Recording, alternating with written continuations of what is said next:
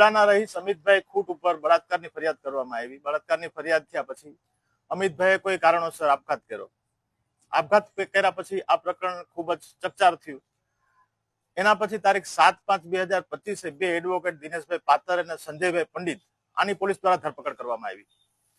પોલીસને રૂબરૂ મળતા પોલીસ તરફથી એવું જણાવવામાં આવ્યું કે આ બે એડવોકેટ છે, આ લોકોએ બળાત્કારની ફરિયાદ કરવામાં ફરિયાદીને મદદ કરી હતી અને એના કારણે આ ગુજરાનારે આત્મહત્યા કરવી પડી છે, એટલે એડવોકેટે મદદગારી કરી। આ કાયદા વિરુદ્ધની વાત છે। કોઈ વકીલ કોઈ અસીલને સલાહ આપે એના આધારે એને આરોપી બનાવવા આ ગેરવ્યાજબી અને ગેરબંધારણીય તથા પુરાવાના અધિનિયમના કાયદા વિરુદ્ધની વાત છે। વકીલના હિતના રક્ષણ માટે અમે આજરોજ બધા એડવોકેટો કુંડલ બાર એસોસિએશનના તમામ એડવોકેટો હાજર રહી ડેપ્યુટી કલેક્ટર સાહેબને આ બાબતે સરકાર સમક્ષ રજૂઆત કરવા માટે લેખિત આવેદનપત્ર આપ્યું છે। બીજી વખત કોઈ એડવોકેટ અને અસીલ વચ્ચેના કોઈ કારણસર અથવા અસીલના કઈ અન્યાય થયો હોય અથવા બીજા કોઈ કારણોસર અસીલ ફરી જાય તો એનો એડવોકેટને ભોગ ન બનવું પડે, એના માટે મેં આવેદનપત્ર આપ્યા છે, જેથી આ અંગે સરકાર તરફમાં અમારા તરફથી રજૂઆત કરવામાં આવે, યોગ્ય કાર્યવાહી કરી અમને ન્યાય આપવામાં આવે, એના માટે આવેદનપત્ર આપવામાં આવે છે। જય ભીમ, જય હિન્દ।